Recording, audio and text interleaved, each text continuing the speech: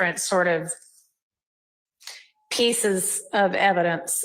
So with regard to this Boyer plotting of wherever the cell phone location is, the state has represented that they do not intend to use this. I'm granting the motion in limine with regard to particularly is at least this case in chief, but with regard to if it potentially needs to be used in rebuttal, at this point, y'all are on notice. Yes, it should have been produced before now, but we're also, I would say, pretty far away from hearing any evidence about the Drinks murder anyway. I am not going to make a blanket ruling at this point that it can't come in rebuttal either, because y'all got time. I don't know if it might need to be used or not. I don't know. My to-do list used to look like this. A jumbled mess, projects back to back, and I would waste so much time. Y'all got time. I don't know if it might need to be used or not. I don't know, but I'm going to leave that for another day if and when it does come up. Now, with regard to this second sort of chunk of information that's just been produced, Agent Bernie's analysis of what does that have to do with cell phones too, or just the incident? He's a cell phone expert, so that's what it deals with. Okay. And it's as April to the, okay. So what do you say as to that, Ms. Love? Because if y'all have already presented your evidence, or what's your plan with regard to Agent Bernie's report and analysis? Your Honor, would the court permit me to address the first part regarding the Boyer records and tender the evidence, and then address Yes. the second Yes. part of the motion? Okay. So the state is tendering for the court's consideration states 2A Boyer records, which is the affidavit for the search warrant, and states 2B Boyer records, which is a search warrant itself for the cell phone records. And the court is correct. We stated earlier and state again that we are not attempting to use them in our case in chief. As well, Your Honor, I am marking as State's Exhibit 2C Boyer records. Mm-hmm. It is a screenshot of a search of the wiretap data for the number of calls that involve 470-957-2893. And the number of calls within the wiretap that involve this number are 501. So Okay. I'm tendering this for the court's consideration. All right. Thank you. And one as well as 2A through C are admitted. Okay. Turning now to the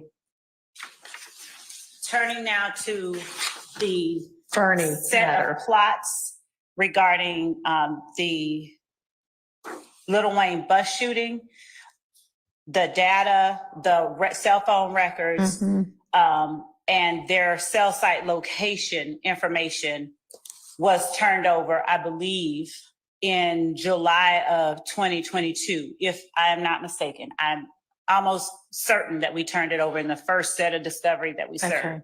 So the data that the plots are derived from have been in defendant's possession since July of 2022. The plots that were made at the request of our office were requested after testimony and cross-examination, testimony elicited from through direct and cross-examination of our witnesses in the Little Wayne bus shooting. Okay. As a result of some of the questions and answers and the direction that we saw that questioning going, we asked for we asked for the plotting Okay. of the, And when did you ask for that? I'll get an exact date. Give me a ballpark.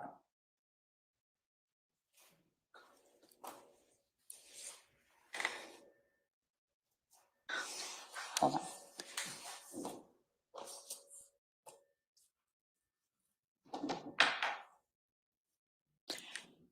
Give me a ballpark.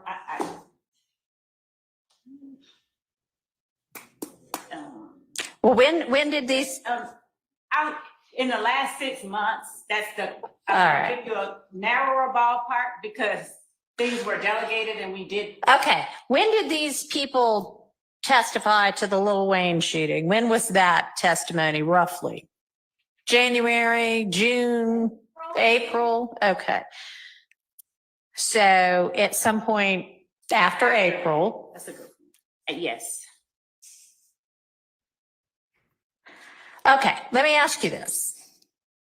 At the point in time when you think it might be relevant to have a plot of whatever cell phones might have been involved, we've already heard everybody's testimony. Man, we'd like to shore that up with some expert rolling back in here and taking the stand again. We're going to get him to plot this. Would it have been possible at that point in time to share with the defense, hey, y'all, we're going to have our expert that y'all already know about anyway. Go ahead and plot this too. Yes, that would be. Yes. Okay. Why was that not done?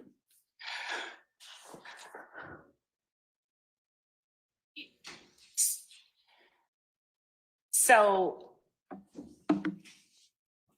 Bernie did not testify about these. He has. I know. Okay.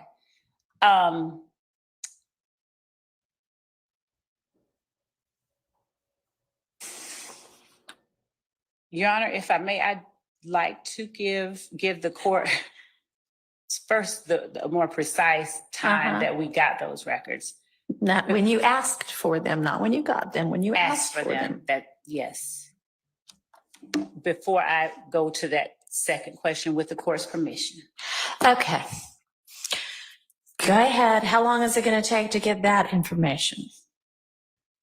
Can Mr. Christian work on getting that information? It's already being worked on. I already. Okay.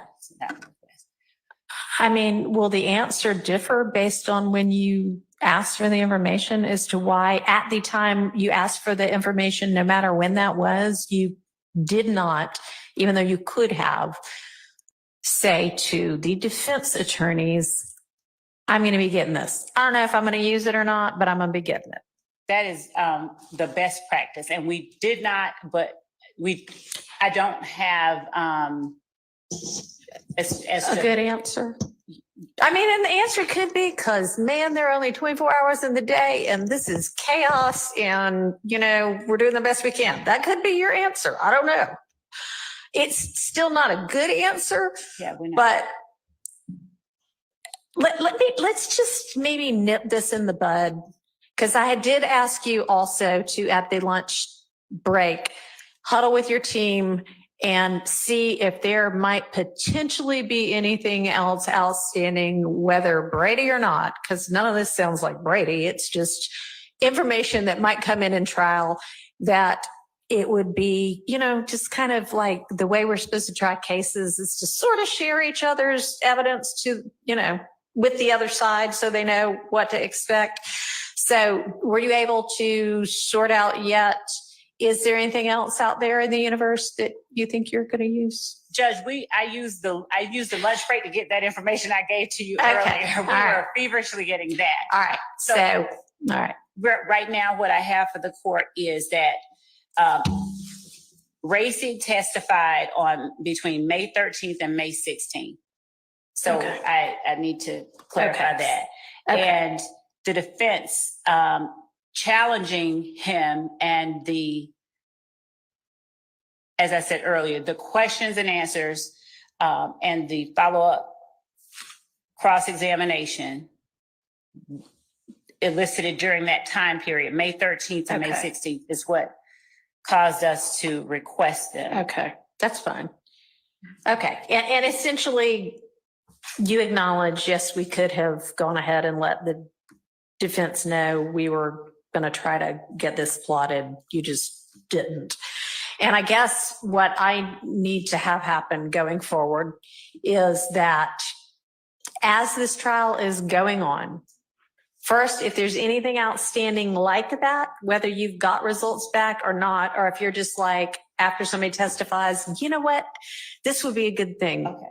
Share it in a timely manner, which is like, not necessarily at the time it occurs to you, but at the time you decide to do it.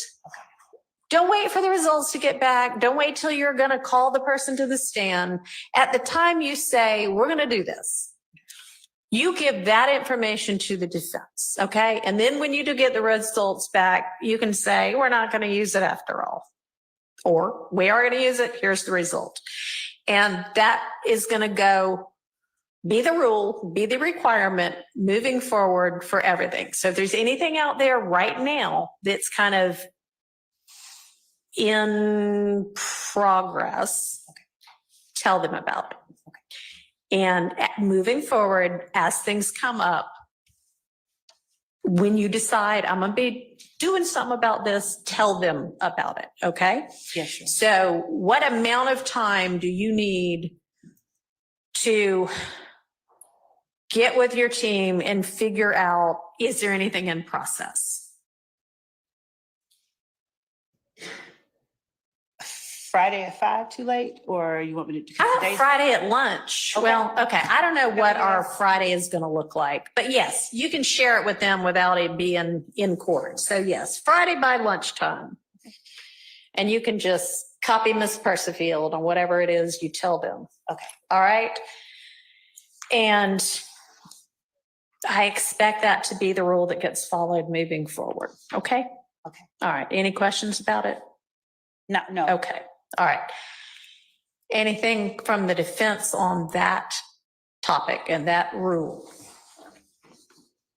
And I know it is not ideal, but this, it seems that up until recently, this trial was sort of everything was on a rolling basis. And I can't do a whole lot about that, but moving forward, that's what it's going to be. Yes, ma'am. So, Your Honor, that's everything was everything was not on a rolling basis. Well, And the rule that you just implemented was already the rule. okay. Chief Judge Glanville, at a certain point, because we were receiving late discovery disclosures All right. all the time. Okay. And at a certain point, he said he was fed up. He spoke to the state. He said he was drawing the line there. Okay. And that any late disclosures after that, and he did exactly what you did today, made it on those exact words, but All he right. said, is there anything else? Okay. So he gave the state this opportunity already, and he told Ms. Love specifically that if any other late disclosure of discovery came after that date, that it would be met with remedies and sanctions. So we're Okay. here again, and I'm just asking that before you exercise patience. Don't exercise patience. Okay. That it was already supposed to have been in place and be aware of that. Okay. So, I mean, I think that's probably true. I wouldn't be the least bit surprised if Judge Glanville had already at some point said, all right, y'all, we got to Judge sort all Glanville, this out. in fact, he has and did in fact say, hey, turn over everything you have. Right.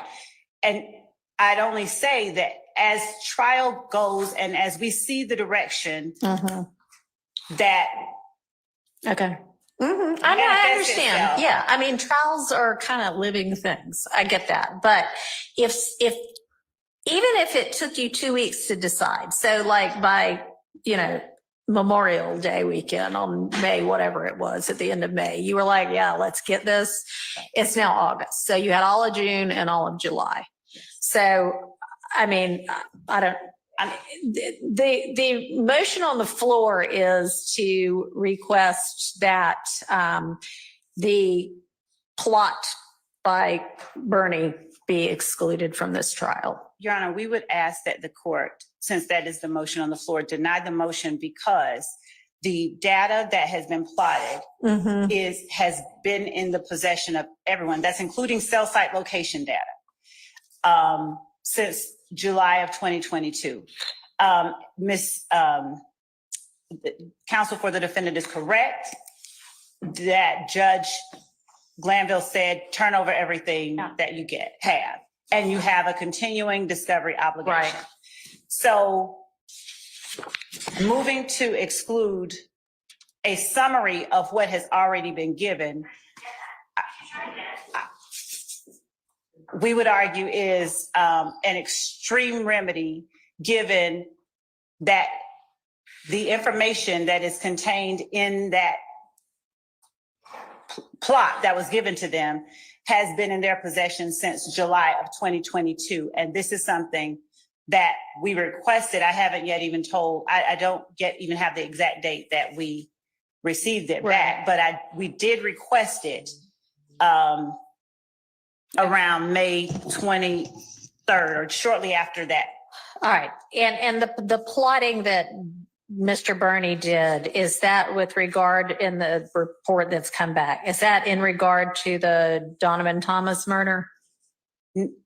No, the plotting that they're referring to has to do with the Little Wayne bus shooting. Oh, right. Y'all told me that. I'm sorry. That we put up the evidence of. All right. So have you had Burney testify yet? No. So when I see on your witness list that you've most recently provided to everybody, that Burney is listed as your expert or not. I don't know if he's expert with an expert report and phone records for count 2, which in is the next 30. the dominant. Okay. So is he then listed again for where? Yes, he's not in the. He's also in the last 30 set of witnesses for a different act. And is that the bus shooting? The Chamel drinks? No, the bus shooting we've already put up evidence of. So are you planning to call him to say, and here's the plot of everybody for the bus shooting? No, what we did was we introduced Detective Racy to do that, but the defense challenged Detective Racy's ability to do that. Okay. And so for that reason, we had Agent Burney to plot them. Okay. So Gracie you had attempted the plotting through that witness? Yes, we had introduced, Okay. we introduced and attempted to introduce plots of various numbers. There were challenges to Racy's ability to plot various numbers. Okay. There were. All right. But you at no point after you knew you couldn't get it in through Gracie said, all right, we may be trying to get this in through Burney. Did not. No, Okay. we never did that. And I want to be clear that it had to do with the line of questions that were put upon Agent Racy. Okay. So, I mean, sure. It only came up that this was a possibility after Gracie testified. We only decided to do that after that. We were intended to be done with that. But it's still been 2 months since that time. Yes. And so why is an appropriate sanction not at this point saying you cannot use that information through, period. You can't use that information. I can't let Burney testify to that. Because 2 reasons. The remedy of exclusion, as the court is aware, is one that is extreme, and generally it would be appropriate when there has been some kind of harm and there has been some kind of bad faith. I'm not saying that that's the only time the court makes the decisions. Our argument would be that it should only be employed if there's something prejudice. Yeah, I understand. So how is it not bad faith? And I don't mean this personally, but how is it not bad faith when you've been ordered by a court, probably orally and in writing, that you need to produce things as they come into being and as you know about them, and then you don't do that? Bad faith would be holding it back for some kind of advantage, tactical advantage. And if we're saying we don't have to put that up until the last 5 witnesses, and we are at witness 80 in a list of 175, giving them the records or the plots now, literally when we have people, when we Okay, can sit there so and that plot it sounds ourselves. more like an argument that they aren't really prejudiced because they still have plenty of time to Oh. handle it, right? It's actually for both, because what I was saying is, to say it's bad faith would mean that we held it back for, I mean, that's still not the only definition of bad faith, but we did not hold it back for any, we did not intentionally keep it from them. Okay. It's So how is it that it came out on Monday or occurred to y'all over the weekend and you produced it on Monday? Is it because because y'all finally got together and said, all right, y'all, what else is there that we ought to be giving them? Why 2 months later? so the moment that precipitated this disclosure, Uh-huh.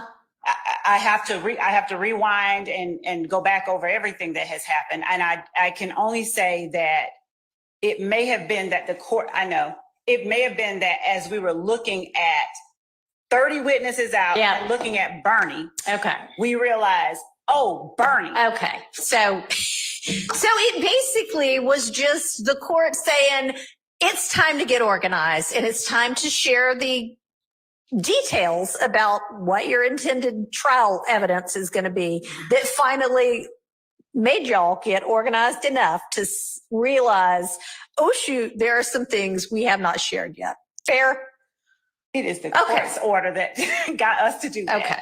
All right. So that is probably not bad faith. That is it being swamped because there's a lot of evidence. But I am exercising patience despite the suggestion that I not do that. And I hear that you probably think enough patience has already been exercised. There is a long time before this witness is going to be called for this purpose. It is more difficult to prep for evidence as the trial is ongoing than it would have been before. It's more difficult to do it with 2 fewer months' time than it would have been with 2 extra months' time. This needs to be the last of it. I mean, it's sort of like when somebody comes before me on a probation violation and it's the first time I'm seeing them. I don't know what they thought about getting away with anything before that. But once I talk to them, I expect them to abide by it. I expect you to abide by it. So between now and noon on Friday, you better make sure you have got all your ducks in a row and you have shared those ducks and ducklings with the defense. Yes. Okay. I'm about ready to move on from this, but yes, ma'am. Okay, Your Honor, I'll be brief. Speak into your mic. I'll try to be brief. All right. Your Honor, in all candor to the court, I believe that the state is arguing as if it's a first argument to you because they know you haven't been here for 19 months. These arguments, I've heard them so many times, it's countless. I understand. Right. And for the state to argue it's not bad faith, I'll give you an example of things that we've been through before we had the opportunity for you to be presiding. Can I ask you a question before you do that? Sure. Is this something that is not already included in one of the numerous motions for mistrial or to disqualify these prosecutors? I don't think so, actually. You don't know? I said I don't think so, Okay. but I'm not sure. Go ahead, But this share is it. specific about discovery, disclosure, All right. and timely disclosure. The state's been caught before. Specifically, I remember a late discovery disclosure that once it was disclosed, it actually had a comment on there that was supposed to be internal that said, do not serve yet. They did it on purpose. And how many times can you say, oops? How many times can you repeatedly, systematically make the same mistake as an experienced litigator and say, it's not bad faith? Okay. Your Honor, I'm just asking that the rules be enforced. Because if they're not really rules. They're just aspirational. All right, I understand. And we are instructed. I'm Donald J. Trump, and I approve this message. This is America's border czar, and she's That exclusion of evidence is an extreme sanction, and that prior to a trial court instituting that as a sanction, the solutions that need to be thought about include a continuance, which is not going to happen here because we've been on a continuance for a while here anyway. A continuance here, it's, no, they cannot bring it up next week. It needs to be way far down the road, which they are representing that it's going to be anyway. So it'll give y'all time to look into whatever it is. And I understand what you're saying, and I hear you. And the answer to how many times can it happen? Maybe 0 more times. Okay. Not trying to keep us from moving on, but related to this, Yes. my understanding, I'm sitting way back here. My understanding is the state admitted some court exhibits to include the affidavit and the search warrant Right. for Mr. Boyer's Yeah. phone records. Is that correct? Yes. Could the state, we still don't have those. Okay. So could the state send those to us? Can y'all share those by email, or should I have copies made of these? And additionally, my colleagues are correct. We would also like all reports. The statement that the state has made is there's been a continued investigation into this case, into Mr. Boyer, and we would like all associated reports, investigative reports, summaries, supplements involving the continued investigation since our client's arrest. Reasonable. Ms. Love, you understand? Yes, yes. Everything with regard to the police investigation of Mr. Boyer and any kind of involvement of his in any of the crimes indicted in this case. And let's ask for it before the end of the day and make sure you have it before. It should be by like sometime mid next week. And if it is going to be any longer than that, you let us all know why.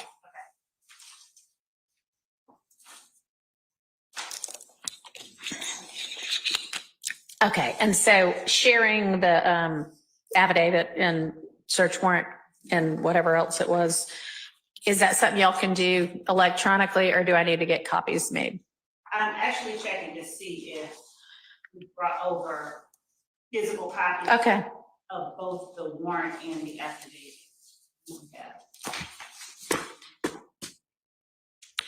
all right, let Mr. Adkins look for that, okay?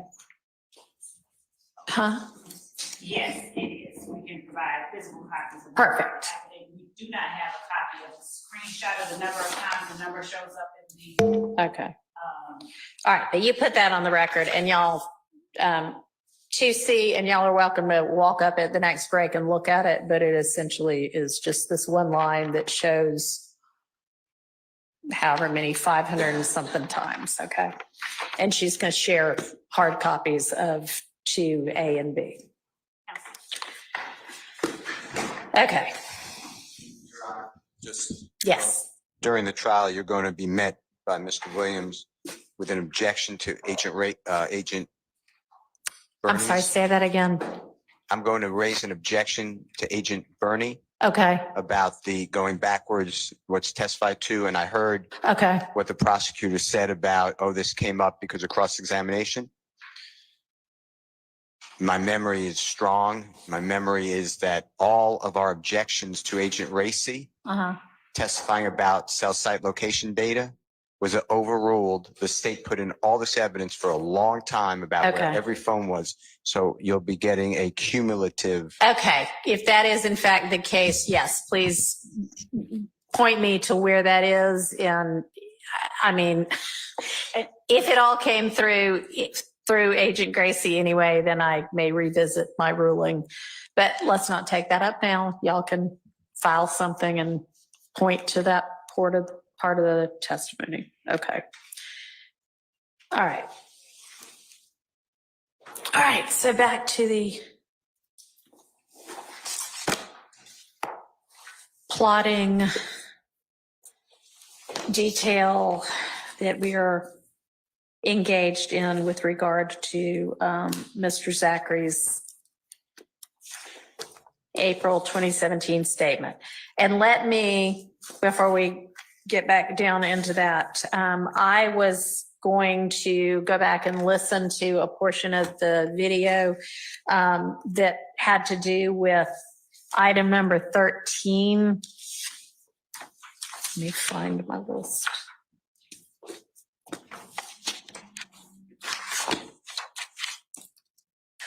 Gotta find my list.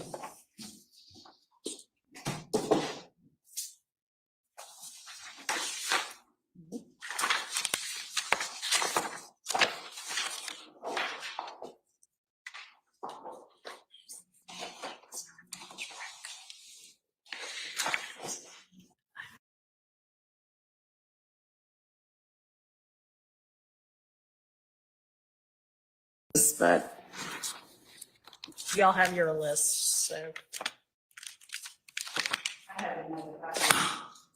No, that's fine. I'll just need to have somebody from my staff walk into my chambers and find the 3-page list with my scribbly handwriting all over it and bring it up here.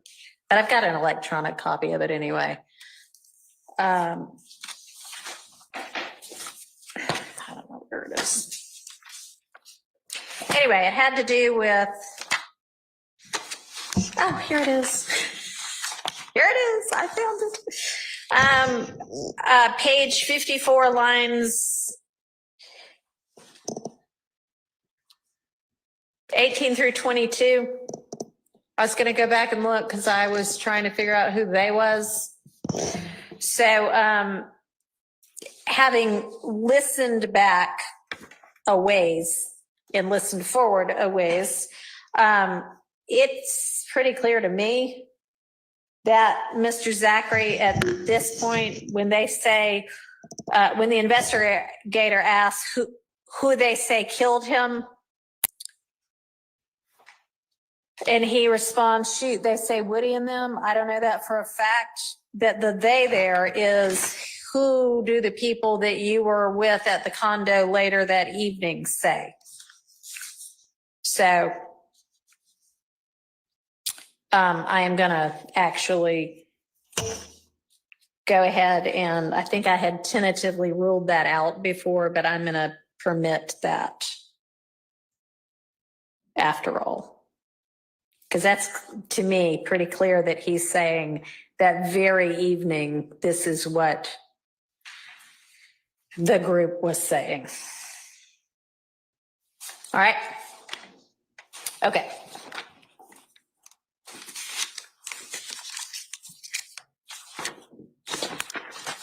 All right. So I think we are were we on item number 53 at this point?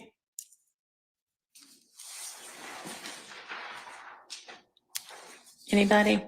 We had gone up at least to 150, page 157, the last address line. Okay, right. Great. So then item 53 is on 158. Okay. So 158 lines 12 through 21. Okay. Okay.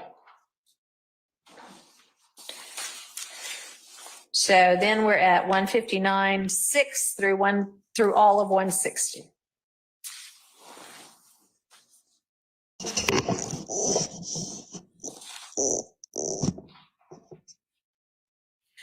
And I guess the objection is this is incidents entirely unrelated to anything that is a part of this indictment and that it's hearsay? Okay, and what's the state's response?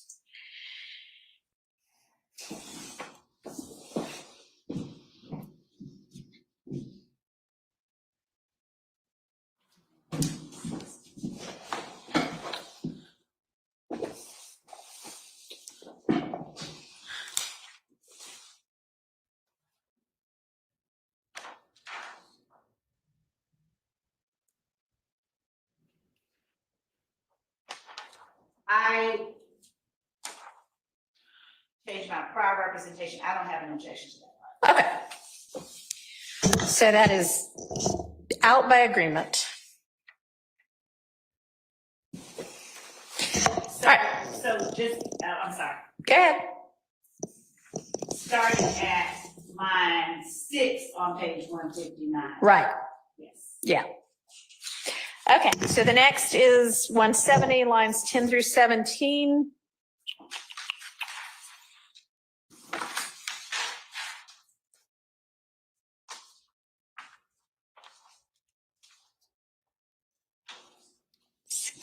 Oh, well.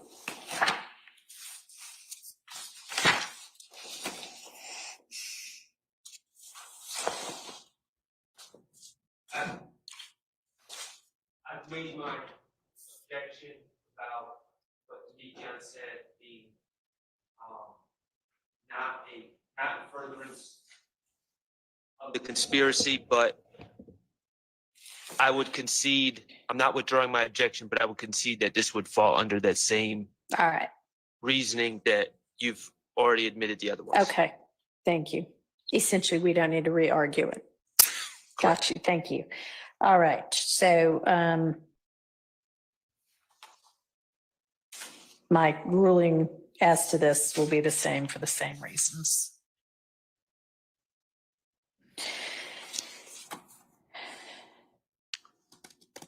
And are the items listed in 56 essentially the same again? Same I argument? believe so. I'm just reviewing it to make Okay. sure there's nothing All right. additional.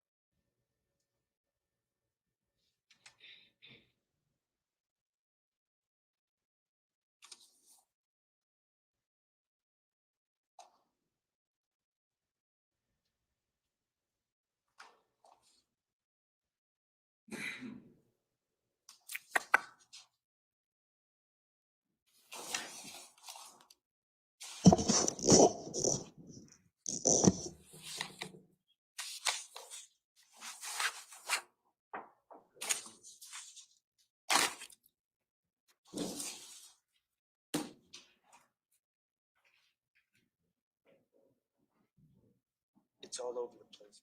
One example.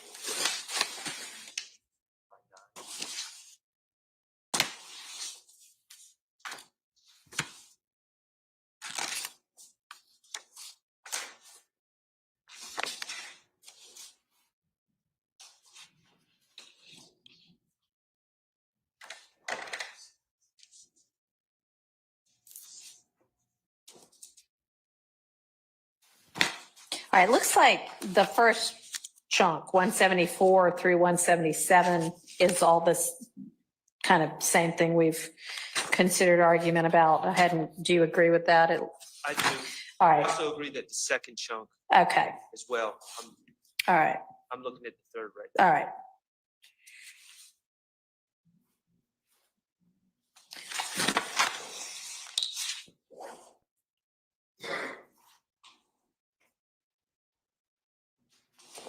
Same for that last one too.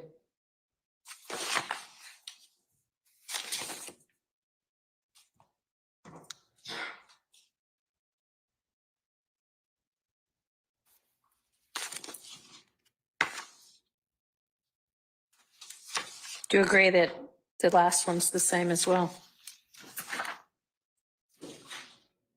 almost done, Your Honor. Okay. I'm sorry. I don't mean to be rushing you. I just don't want to be I appreciate it. thinking that you're done and you're waiting on me or anything.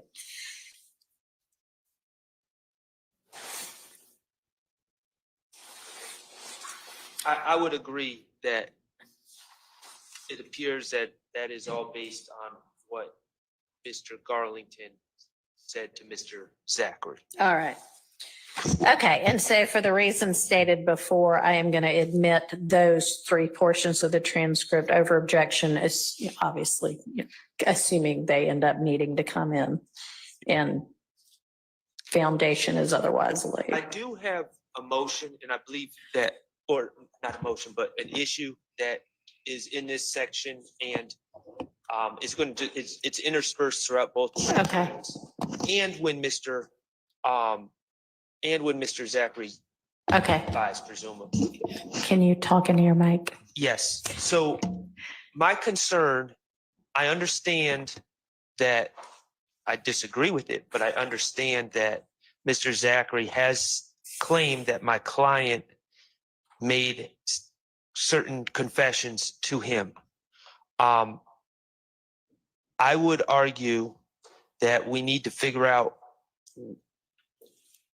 on my client's behalf what we're doing with the confessions that were made allegedly by Mr. Kendricks to Mr. Zachary, because that is, as I understand the law, I don't see, that seems like it's spilling the beans.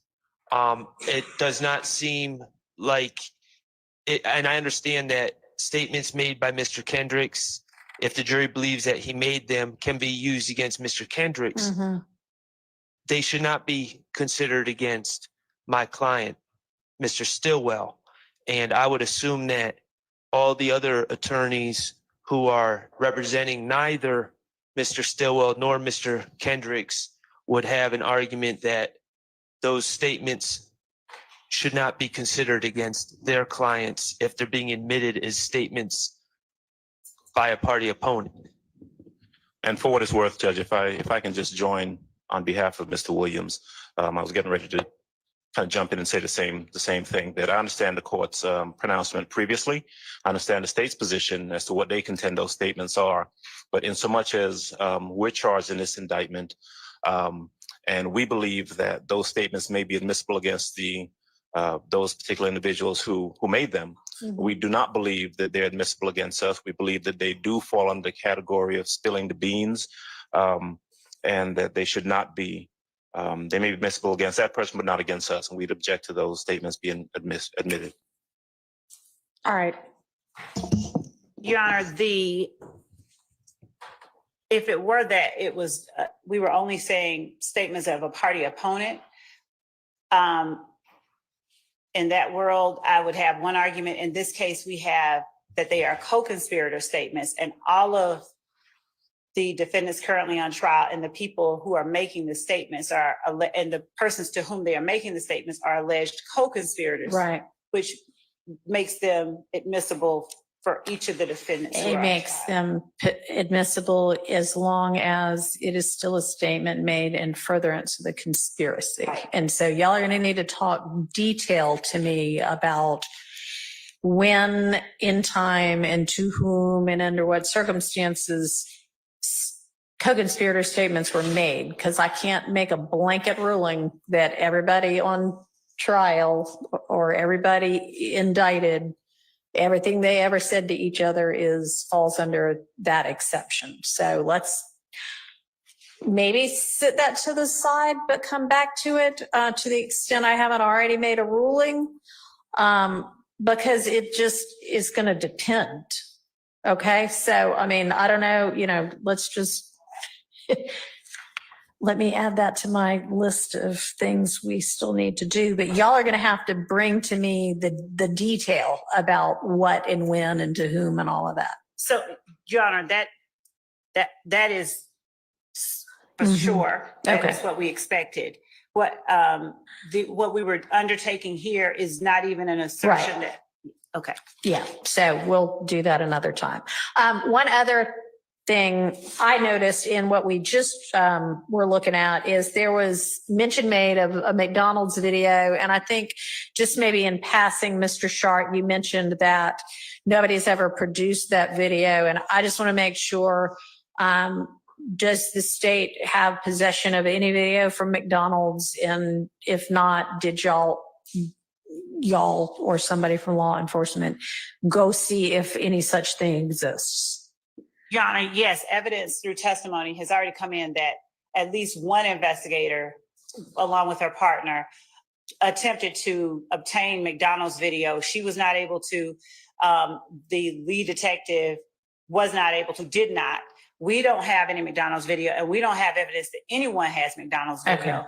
And as the court already knows, in the portions that are reflected in the transcript, it says someone was trying to get McDonald's video. Just want to make sure. Okay. Then item 57 on page 185.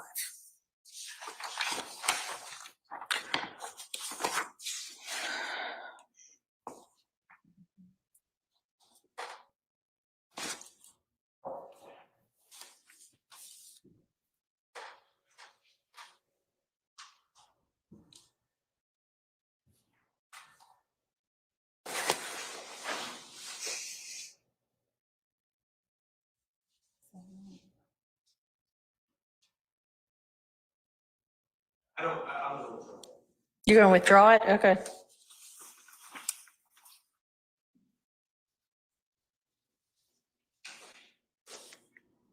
All right.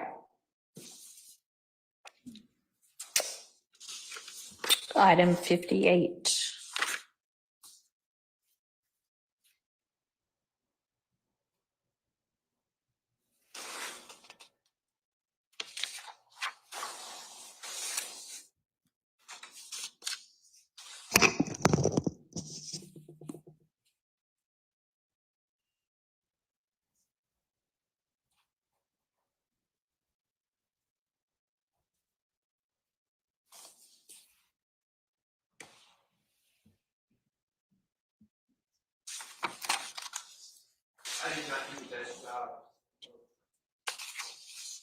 Well, I'm sure it started out as kind of notes to yourself. Yeah, yes. So I don't did worry not do about the best job of laying out exactly what my objection is, but it starts out with speculation, it seems to me, about on behalf of Mr. Zachary about why people are not hanging out with Woody, who's Mr. Copeland, anymore.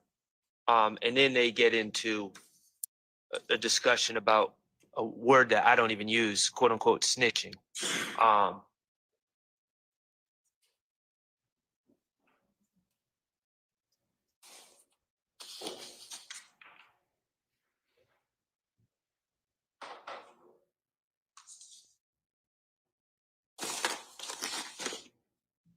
And I just don't know what relevance any of this discussion has to this case.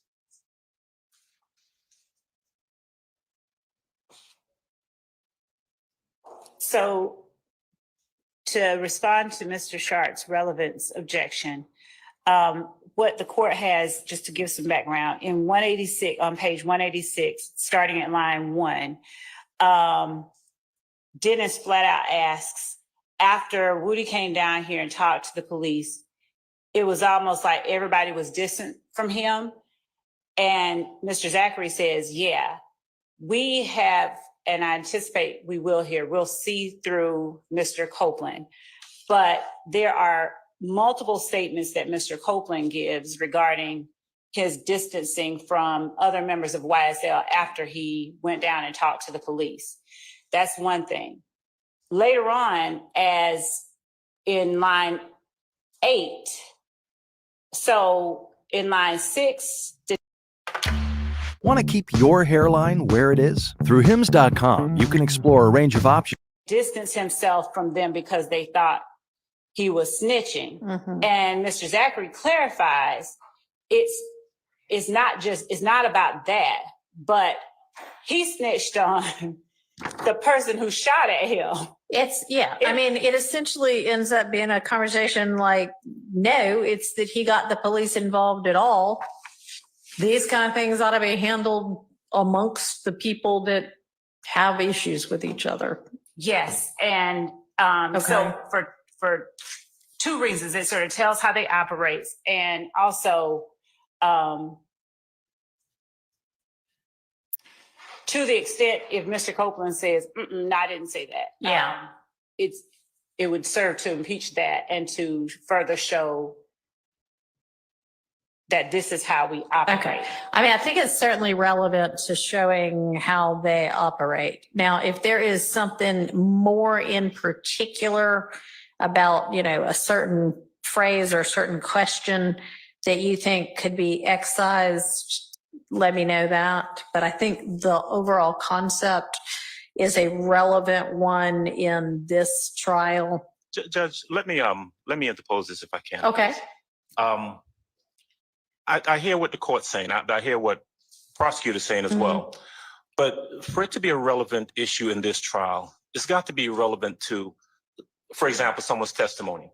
And the discourse that we're looking at here isn't them saying that, for example, Mr. Copeland isn't saying something or is saying something, or people are getting upset at him for snitching. They're having this and I'm going to use Mr. Shaw's word, kind of this philosophical discussion about whether people should be talking to the police or not. Right. And you can have that discussion. They can have that discussion without it and have that opinion, because quite frankly, the detectives are also interjecting their thoughts on why people do what they do. That doesn't make it relevant. They're having this discussion about whether it's appropriate to talk to the police or not. But there's nothing about that discussion in and of itself that really tells us anything germane about the facts of this case. You can say that, for example, the state can say, for example, well, this goes to show how they operate. Well, a person can have an opinion without it going to show that they operated in this particular manner in regards to this case. All right. I agree, and you can make that argument to the jury. Thank you. I think it also goes to, it borders on propensity as well. To say that someone has a propensity to act in a certain way that might be consistent with whatever their theory is for this case. So I just think. Okay, well, it's not specific other acts. And if it were, it's intrinsic to this set of charges anyway. So overruled. Thank you.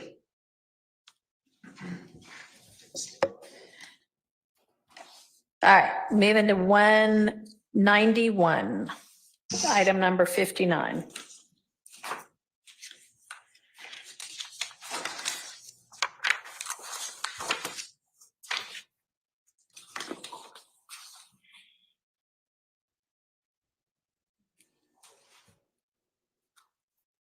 I'll withdraw that. All right.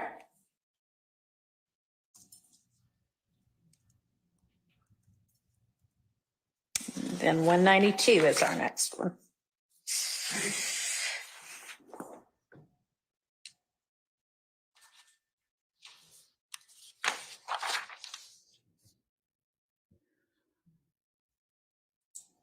All right, and that's lines 16 through 21, Ms. Love. We up to 20. Yes, we don't have any objection All to right, that. 16 through 21 of 192 out by agreement.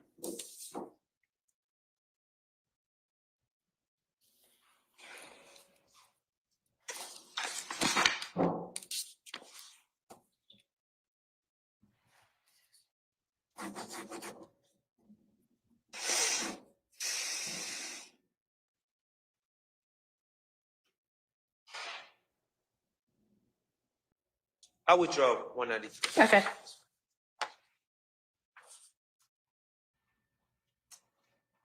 All right, so you'll withdraw as to your item number 61? Yes. Okay.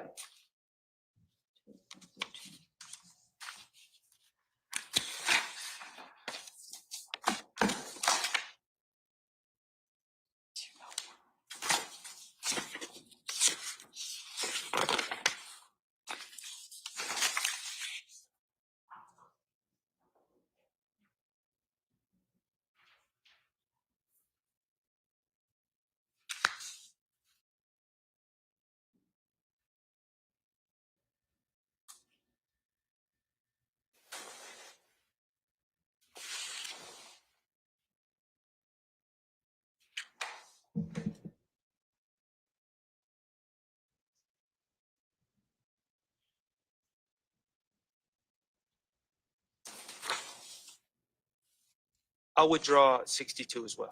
Okay.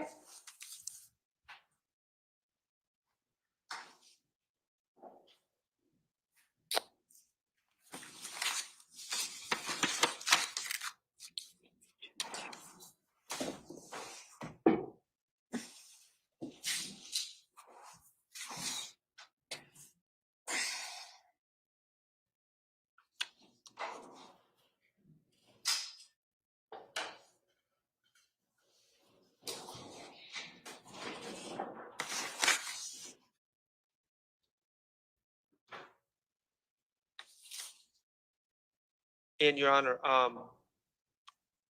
for 63, if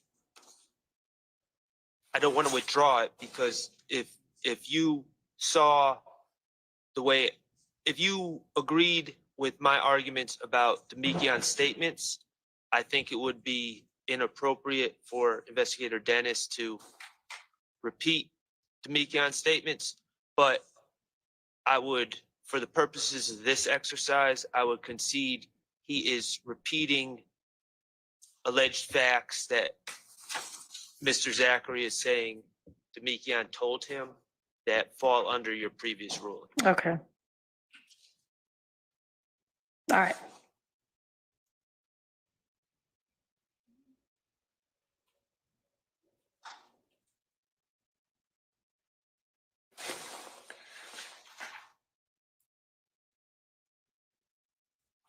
All right, so that's based on the same rulings as before. Okay, now we're at item 64, which is on page 206.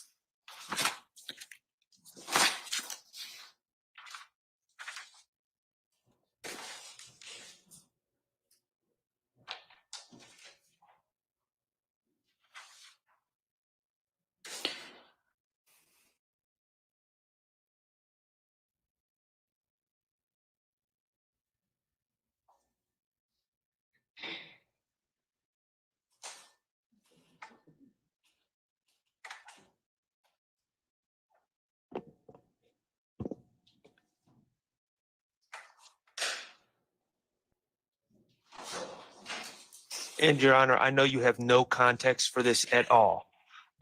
So in discovery, there is I would term it as completely innocuous social media post of my client that may have been posted on January 10th. I believe it was taken at New Year's. Okay. January in 2014 turned into 2015 with my client just kind of standing there, and it said something to the effect of looking at the city with a lot on my mind, Right. or something like that. Okay. Somehow that's being posited as some sort of confession, or Right. which I don't really understand. It has not been admitted into evidence yet. I'm going to argue that it should not be admitted into evidence because it has no relevance. So there's reference to this Right. picture, and Okay. I guess pending. Sorry, go ahead. No, you're tracking. I understand. So do we even have any idea what time it got posted in relation to Mr. Thomas's murder? Your Honor, the time, I believe, is on the post, so it's after, make sure, the time is on the post. And I Okay. at the time.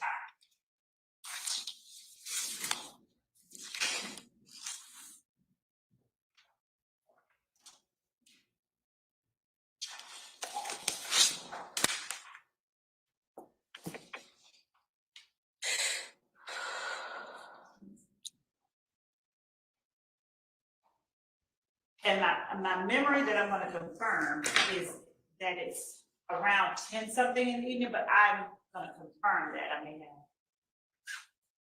What time was the 7, a little after 7. 7 something PM? Yes, it was a little. Okay. 7:22 to 911 call All right. at night.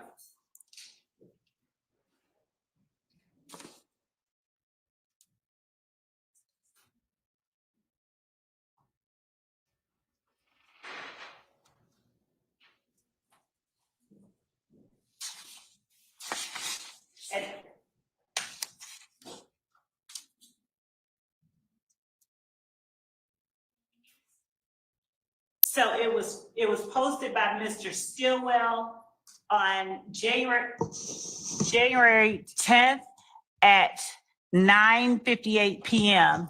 is the time and date of the post, on the post. So, January 10th at 9:58 p.m. yes, after yes. Yeah, that's going to be permitted.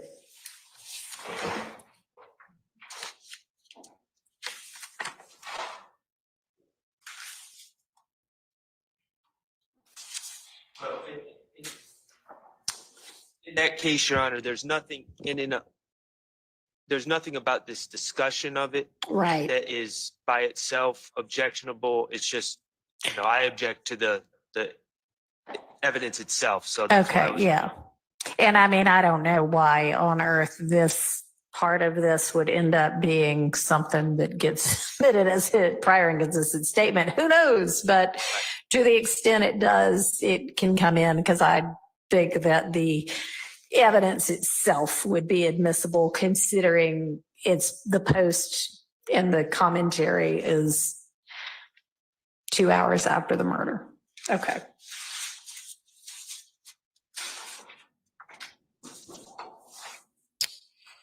All right, takes us to 2:15.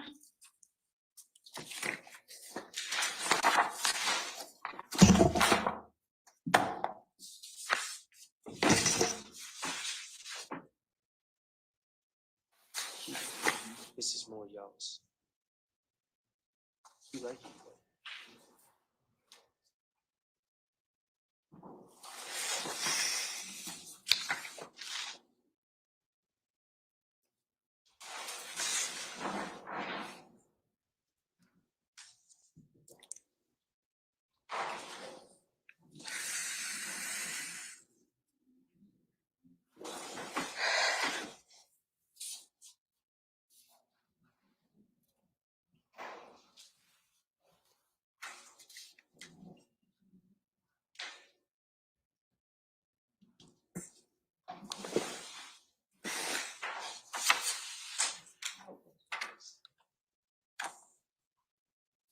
Go ahead, Keith, you answer it however you want. Withdraw? We'll withdraw that objection. All right.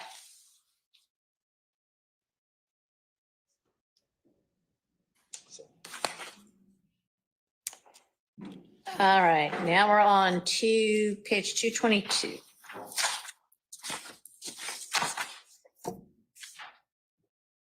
I am, on this one, it's a very simple objection. They're talking about the phone records and alleged communications between Mr. Winfrey and Mr. Williams on the night of the shooting of the Lil Wayne tour bus. Okay. Mr. Steele and Mr. Adams Investigator Underwood interjects and says, Mr. Zachary is saying that Mr. Williams didn't answer the phone. There was no communication. Right. Investigator Underwood interjects and says, that ain't what them phone records say. And that's not true. Right? That's correct. Okay. Any issue with taking that out, Ms. Love? Just lines 24 and 25 of page 222. I don't mind. All right. Thank you. Okay. You guys look at 2.2 lines 1 through 3.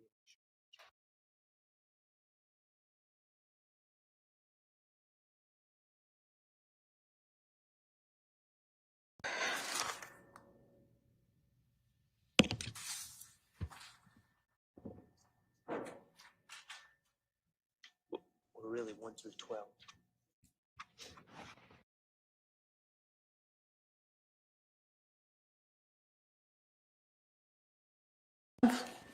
You're going to make an argument that this should not be redacted?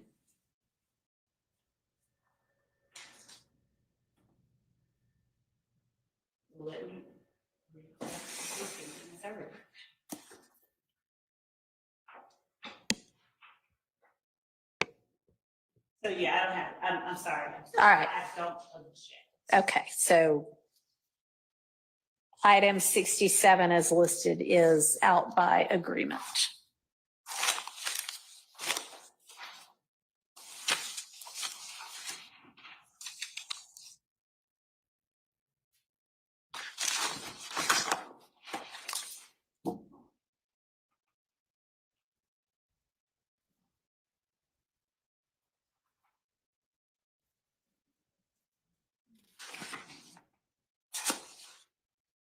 And the next one, Yeah, I don't have any objection. all right.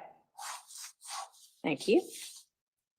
And so part of the reason that my initial response or reaction to it was to keep it in is only that he was, Mr. Zachary, throughout this conversation, this portion of it, he's talking about his own observations as he was with them. Right.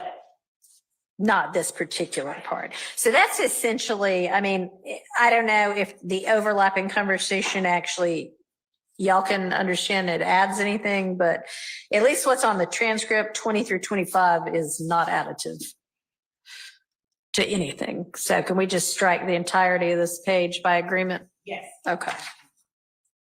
Yes, Sean. All right.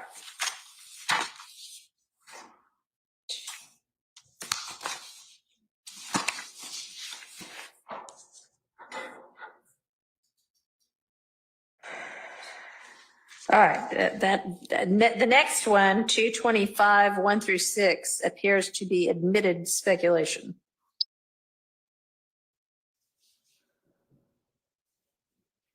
Unless I'm missing something.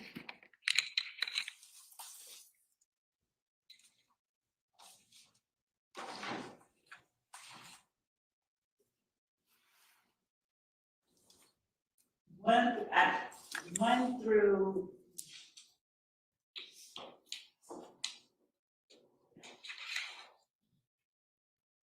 I agree and I don't object, and I was actually looking further down. Okay. I had no objection to 1 through 6. Okay.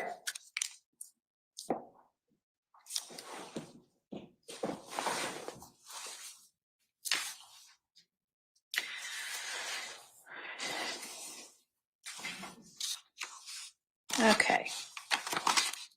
Now turn into 228.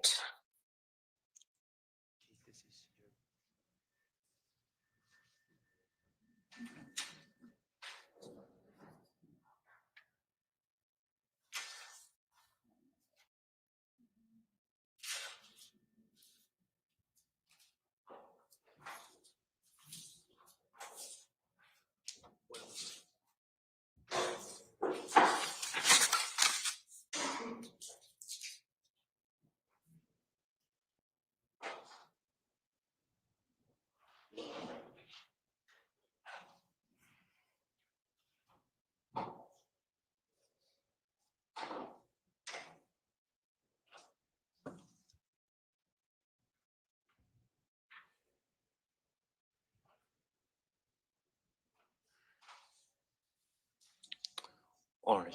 All right, Ms. Love. So Judge, this portion of it, the reason I wanted this in is that it So I know why you wanted it. Why is it admissible? That's the question. so, all right, so I don't have any objection to 11 through 17. But Mr. Zachary's assertion that they, and the way I read it and understood and listening to it, YSL knew that Donovan Thomas's gang had shot up Thug's car. I believe that that statement reflects a general understanding that he shares and that his cohorts share within YSL. And I would argue that that part goes to prove count one, and it provides not that we need a motive for murder, but the Woody get on Instagram flashing money and junk, and the Nut Gang had done shot up Woody, I mean Thug's car. no, when he says you're listening to some nuts gang, if gang, shot up and. But I mean, is that the part that you want? Is that like basically lines 17 through 19? Yes. But Judge, you don't look at it in a vacuum, right? If we're talking about looking at it from line 11. Yeah, no, I'm just trying to get a handle on what everybody's even arguing. So if she's saying, trying to figure out now, like she's saying, I don't have an issue with some of it. I'm not making a ruling right now. I'm just trying to get a handle on things. Yeah, I'm just trying to point out that the analysis is the same, whether we're going from 11 to 17 or 11 to 19, it's still the same analysis. That what the speaker, what Mrs. Zachary is doing is he is giving his assumption as to why something is happening, what people are thinking, and it's clear. Right, where he's talking about, well, that's what everybody thinks, and it's because Woody got on Instagram flashing money, and people think that the Nut Gang had done shot up Woody or Thug's car. All of that is assumption and speculation on his part. And it's just not. It should not be admissible. Okay, I don't think it's an assumption on his part that Woody got on Instagram flashing money. Is it? No, not that part. That's a fact. That's a fact. Okay. Woody got on Instagram. And it's also, I think, a fact, but I don't know, y'all can tell me differently, that people from IF shot up cars in the parking lot that night. They believe that if gang shot. Right. Someone's belief, though, is not evidence, and there's certainly been no evidence. That's an issue for a jury to make a determination about. No, the fact that this group of people thought that this other group of people that they are beefing with have done some shootings against people in their group is relevant, whether it is true or not. Their thought about it is relevant to the issues on trial right now. So to me, the only way this 17 through 19 comes in is if Mr. Zachary gets on the stand and says, no, I had no idea that Woody got on Instagram flashing money, and or no, nobody that I ever hung with ever thought that IF did anything about the shooting in the parking lot that broke a windshield on Thug's car. Right, it would have to be an inconsistent statement. He would have to. All right, so 17 through 19, that little portion, if he gets on the stand and says one of those things, then whichever part of that is inconsistent, you can say, didn't you on whatever day basically say this?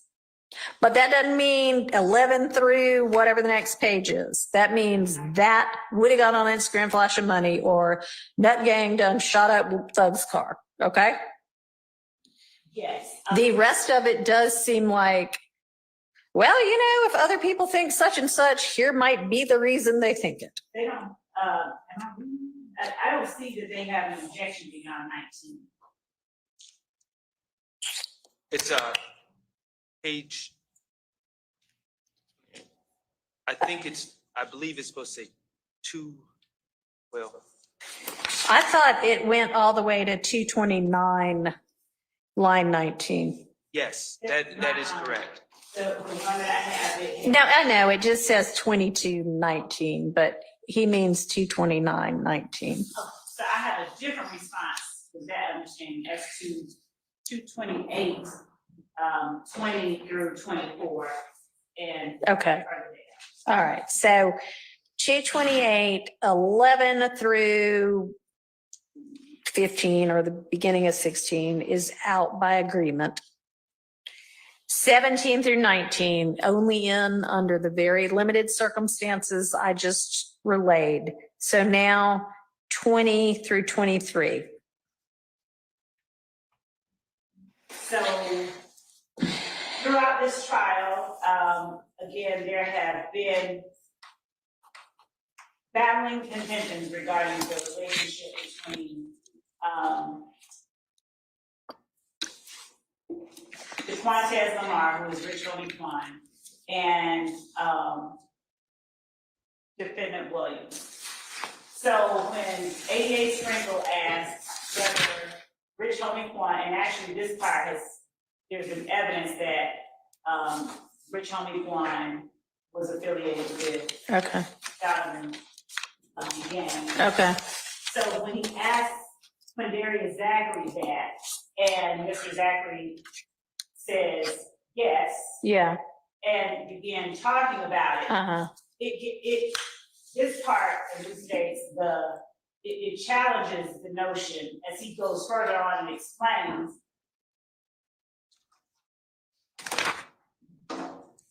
And I want to get to the part where he does.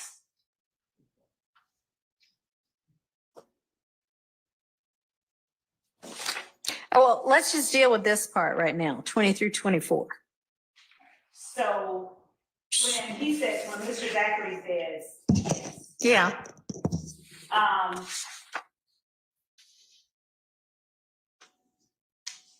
and then talks about the fact that Thug and Nut were hanging together, Right. while Woody and Shell Kell were shooting each other. Right. It's just his observation. I mean, Okay. Yeah. I don't. That part, have a problem with 20. you don't have a problem with that part. All right. So that part is in. There's no objection to that part. Okay. So now we turn to 229, 1 through 19. And what's your objection, Mr. Chart, to 1 through 19? Mr. Zachary seems to be talking about not just generalized how this isn't a situation where previously it was argued kind of how the group felt, but he's talking about very specific instances, it seems, where they were asking about Jeffrey calling, Mr. Williams calling, speaking with Mr. Thomas, and then he's saying, no, Woody called Shell Kell, though. And those are very specific instances. And I don't know I don't know what his source of knowledge of that is. Okay. All right. So hang on. 1 through the beginning of 5. Miss Love. So there have been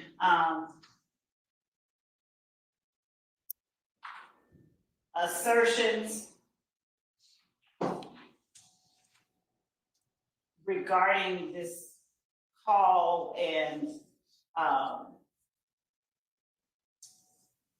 there have been assertions. Okay. So is any of the assertions that there's evidence to back up the assertion suggested in Investigator Underwood's question on about what Thug did? I know that there were suggestions that Nut might have tried to quash something.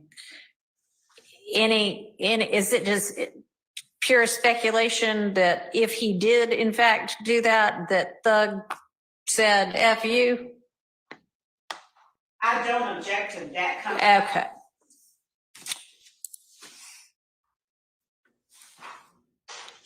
All right. So 1 through at least 4, the answer no is out by agreement.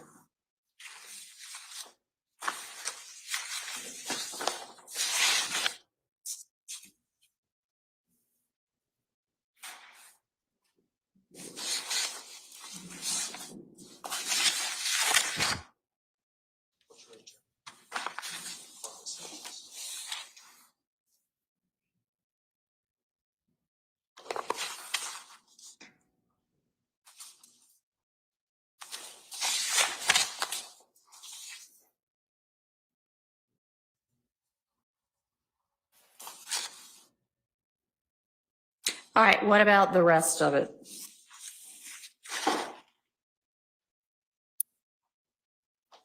Beginning, Woody called Shell Kell Nut's hanging with the, and Nut really doesn't get involved with this. Your Honor, my major opposition to this is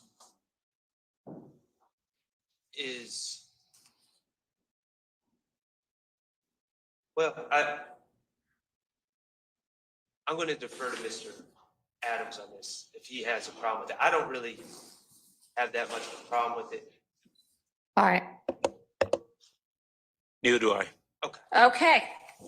Then the objection to 129 line 4, beginning with Woody call down through 19 is withdrawn.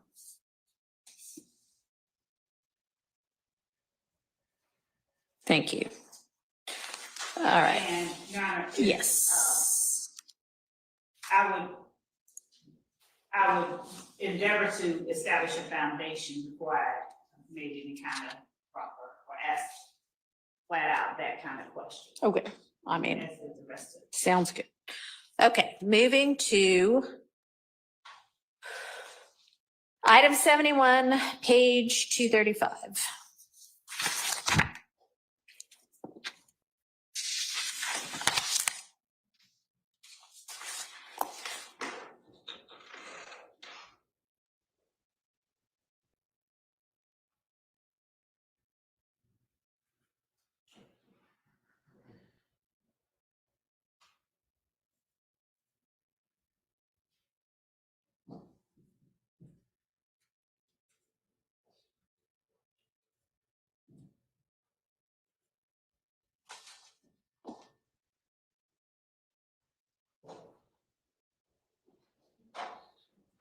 I know you are. Okay.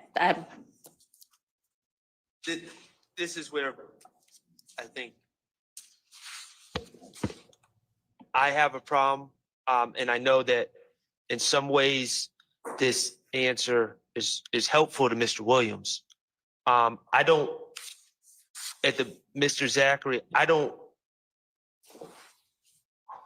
he's saying he doesn't know. Yeah. And who killed Donovan Thomas when it comes back to it. He's saying what he heard from Demekion Garlington, but then in a conversational, the way we all have conversations, he puts out a hypothetical. If you're talking about Jeffrey Williams, if your circle kills somebody, they're going to think you or that all of them together. So, Yeah. and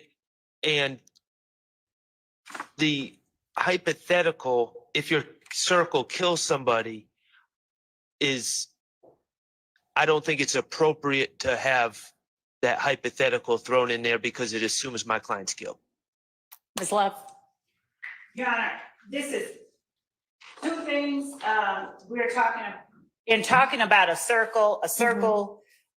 We'd argue he's describing a group. He's acknowledging the existence of an association, and he's saying these words to the police after he is, according to him, told that two of his group have caught someone down bad. And he's essentially saying, if your clique, if my gang, calling it a circle, but they also at various points throughout and the earlier interview, they referred to it as a gang in 2015. If my gang kills somebody, they're going to think that all of them be together. So he's acknowledging the association, and in it, he's speaking on something that defendants Kendrick and Stillwell, according to him, have relayed to him. And that's the way that he tells the police that Mr. Kendrick and Mr. Stillwell told him, we caught that in down bad. And he talks about what we caught him down bad means in the 2015. And even in this one, he talks about, I think Mr. Bailey asks, what does caught him down bad mean? He's asked during this interview, and he clarifies, we shot him. Mm-hmm. He says that. So I would argue that this this is relevant and it goes to prove count one at the very least. And All right, so because that's just his circle, if Mr. Zachary gets on the stand and says, none of these people hung with each other, you can cross him on what you called these people his circle before. okay. Okay, the rest of it out. Okay.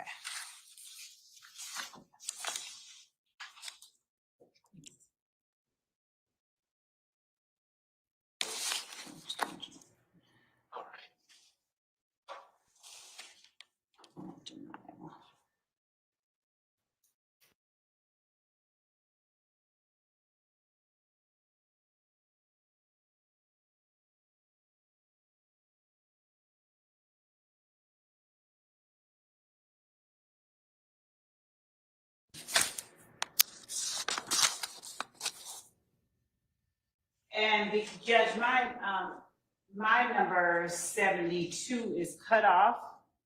So is it 239, 20 lines 23 through 24? I think so. Yes. Okay.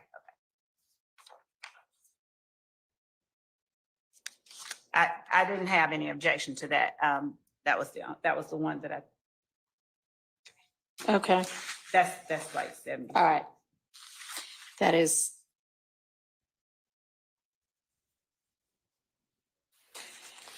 $72 out by agreement. All right, moving to 245 through the top of 240, the very top of 247.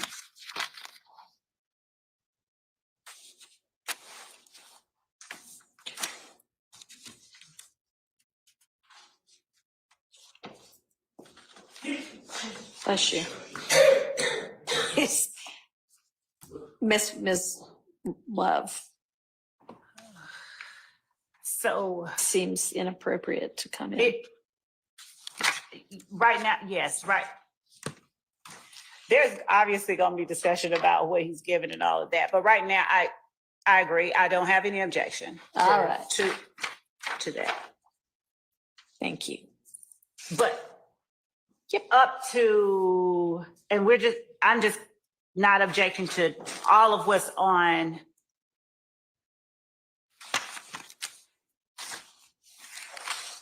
actually lines 1 through 18, because when he's asked. Wait a minute, 1 through 18 of which page? 245.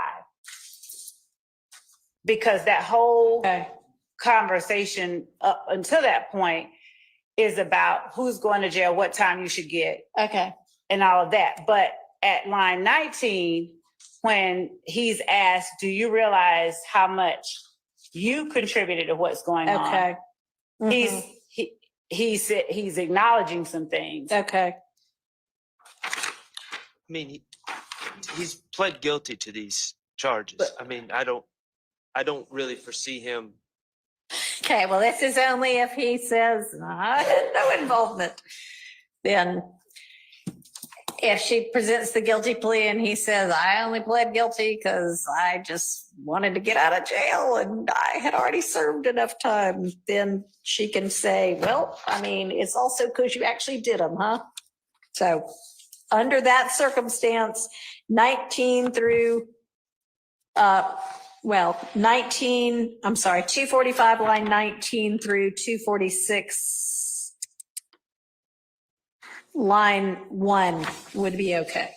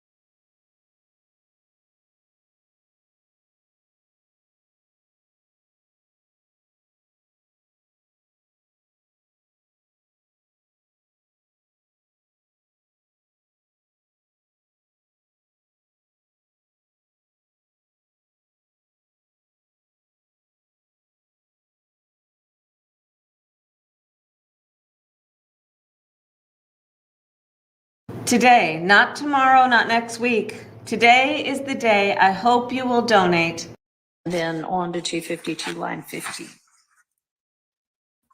Sorry about that, y'all. All of it, rethinking how I was looking at it.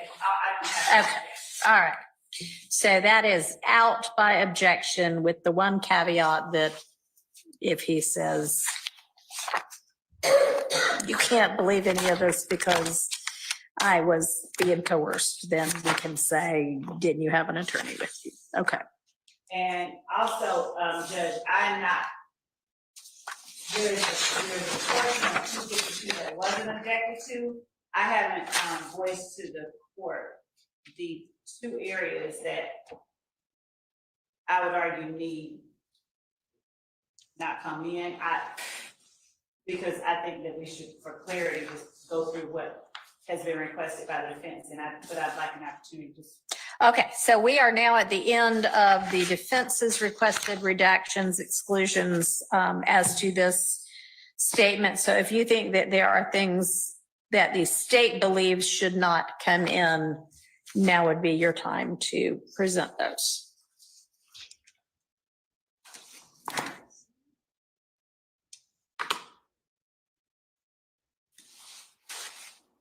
So,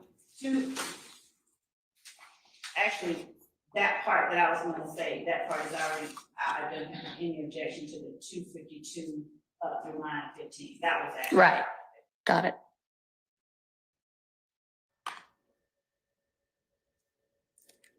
And then, so.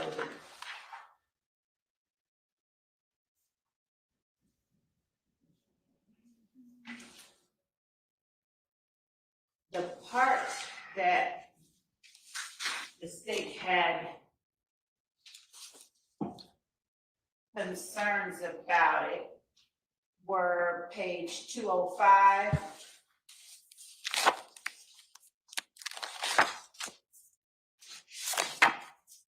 Page 205,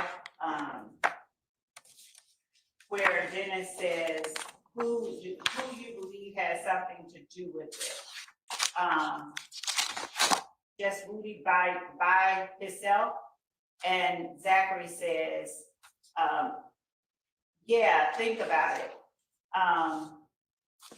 And then Dennis says, but they had to know what is their motive, what would be driving them to participate in it, and Zachary says, Rudy. Essentially, now it's him saying, I think, despite what Mr. Kendrick and Mr. Stillwell have told me, I think this. I don't have I would argue that it is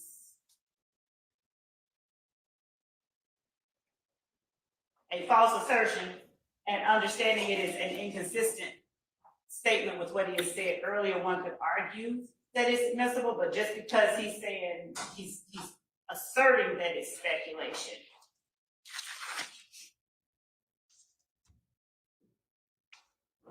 I don't follow you. Are you saying that 205 lines, I guess, what, 4 through, I don't know, 1 through 23? No, it was 7, I don't know, 11, okay. Well, 11 starts with by itself, so there has to be some reference to Woody before then. 9.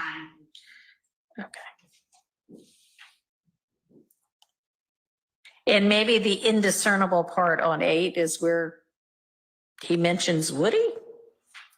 You might want to go look back and look at that or listen to that, but okay, so he's saying,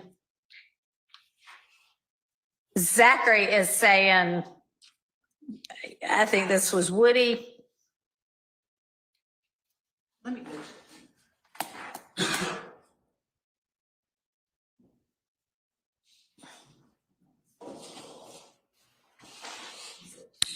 And if the others were participating, then it's because, you know, he got good talk with them. So when would you be planning to use that? I wasn't, I the court. You want it, Yeah. you want it out. Yes, that's what I was saying. Okay, and why? It wasn't addressed and I was saying that it should come out Okay, why? because he is asserting that I'm just speculating. I don't believe it's. Where is he asserting that I'm just speculating it? When he says, Oh, who do you believe? Okay, so this is like, here's what I think. So, I mean, yeah, it's relevant if he's saying these two people told me that they had involvement. that's where I. Yeah, okay, so I'm thinking this is not redactable unless, yes, okay. Any other parts? No, that was. Okay. So we've gotten through the April 13th, 2017 transcript, that interview with Mr. Zachary. Let's take a bathroom break. Be back in about 12 minutes at 3:30. Yes, sir. Okay.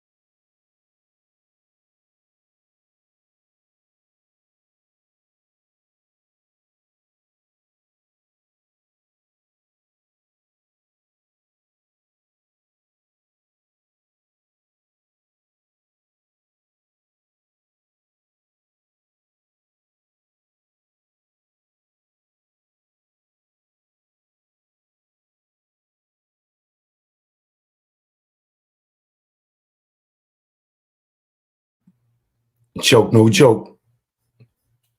We'll be back.